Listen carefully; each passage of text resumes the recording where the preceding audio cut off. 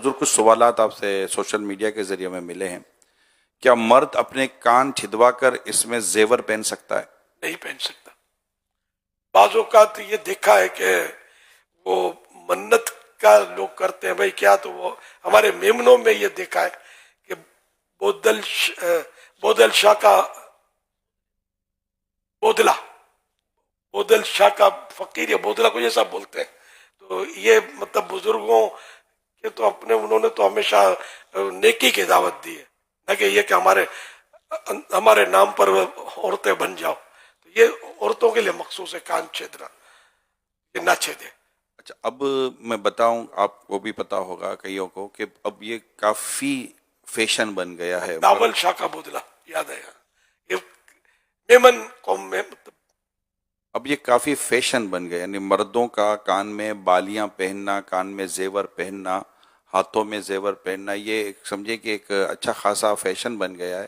اور عورتوں جیسے کپڑے پہننا یہ بھی فیشن بن گیا ہے. عورتوں جیسے بال رکھنا یہ بھی ایک طرح سمجھے کہ کلچر بنتا جا رہا ہے ایک طبقے کے اندر.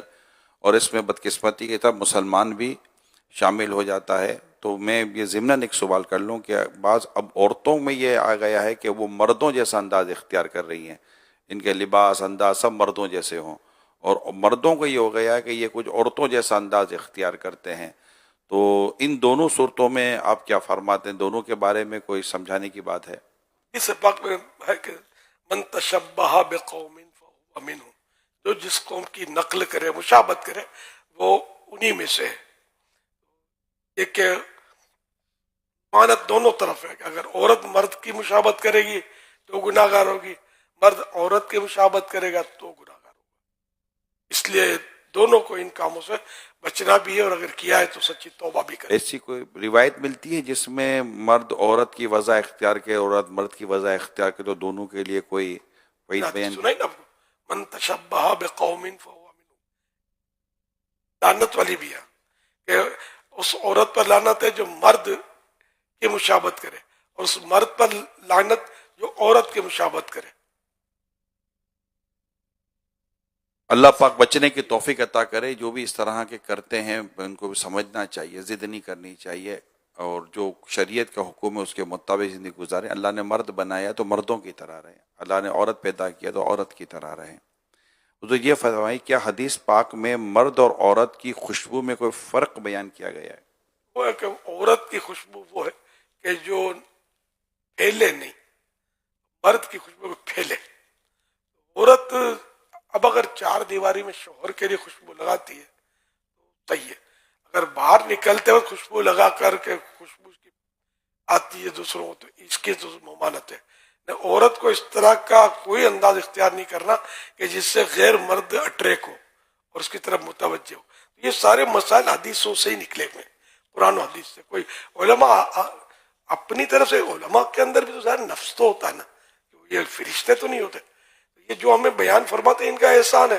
ہم قرآن و حدیث کو سمجھ نہیں پاتے، تو یہ حضرات قرآن و حدیث کو سمجھتے ہیں، غور کرتے ہیں، پھر بزرگوں کی کتابوں میں قرآن و حدیث کی ان آیتوں کے تعلق سے کیا فرمایا گیا ان کی روشنی میں، تو یہ سارا نکال کر ہمیں مطلب ہماری لینگویج میں یہ ہمیں سمجھاتے ہوتے ہیں.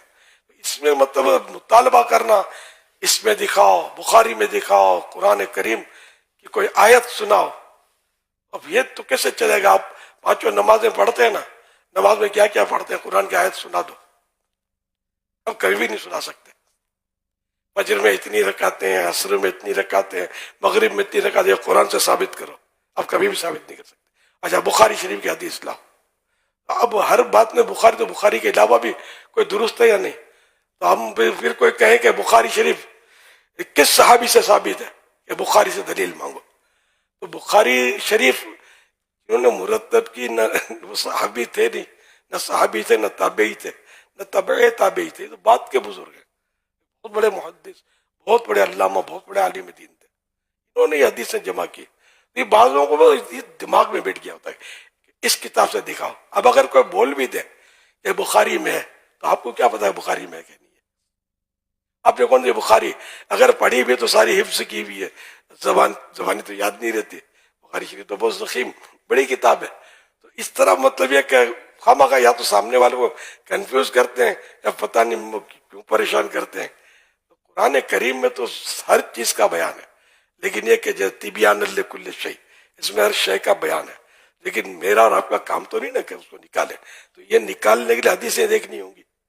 हदीसों में कुरान करीम की जो सबसे परफेक्ट तफसीर है वो हदीसें हैं, और जिन उलमा ने हमें तफसीरें बयान करके दी, किताबें लिखी तफसीर की, तो वो सब कुरान और हदीस, कुरान की आयत, और फिर ये कि बाद आयतें तो आयत मुहक्कमात बोलते हैं ना इनको, कि वो तो ज़ाहिरी अल्फाज उसके समझ में आ रहे होते हैं, लेकिन उसमें तरह तरह की आयतें होती है ना, कि हर आयत का इस तरह समझ में नहीं आता, तो वो हदीसों से वो समझते हैं।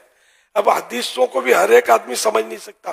फिर देखा जाएगा कि भी इस हदीस का उलमा ने, जो पहले के उलमा थे, बड़े बड़े बुजुर्ग जो गुजरे हैं, मुहद्दिसीन, उन्होंने क्या मतलब निकाला, उनका देखा जाएगा। अच्छा, फिर उस मुहद्दिस ने क्या लिखा, तो बाजुआत ये होगा कि एक मुहद्दिस उसके माना कुछ बयान फरमा रहे होंगे, दूसरे कुछ बयान फरमा रहे होंगे, दोनों अपनी जगह पर दुरुस्त होते हैं, लेकिन इनमें तत्बीक करना, इनको मिलाकर शरई मसला बयान करना, तो ये हर एक का काम नहीं, और हर आलिम का काम भी नहीं। आलिम जो होता है अपने से बड़े आलिम से लिए हुए होता है, क्यों हम तक ये मसाइल पहुंच रहे होते हैं। इसमें खामखा अपनी होशियारी नहीं करनी चाहिए, अपनी अक्ल के घोड़े नहीं दौड़ाने चाहिए, कि इस तरह के अक्लबंद जो होते हैं ना, ये सही बोलता हूँ, ऐसे ठोकर खाते हैं कि ये उठ नहीं पाते, नहीं पता होता, खाली खाली बहसें कर रहे होते हैं। दीन के मामले में मैंने देखा मोहतात अवाम को होते, अवाम इनको मालूमात नहीं होती, लेकिन इनकी एहतियात ये होती है कि यार दीन के मसले में हम नहीं पढ़ते भाई, तो ये तो उलमा का काम है यार, अपने इस पे बहस नहीं करते। ये बहुत अच्छे लोग होते हैं कि ऐसे इनके ईमान की हिफाजत का चांस बढ़ जाता है। जो बक बक बक बक बक बक करते हैं ना, कि हम भी जानते हैं, हमने भी किताबें पढ़ी है, हमने बाल भट्टी में सफेद नहीं किया, हमको भी तजुर्बा, अरे मौलाना क्या जानता है, तो कल का बच्चा हमारे सामने इस तरह की जो बातें करते, ये बड़े खतरे में होते, बहुत खतरे में होते। अल्लाह पाक हम सब का ईमान भी सलामत रखे, उलमा का एहतराम नसीब करे, और दीनी मसाइल अपने तौर पर समझने के बजाय उलमा के जरिए समझने की तौफीक अता फरमाए। सल्लु अलल हबीब सल्लल्लाहु अलैहि वसल्लम। क्या घर की छत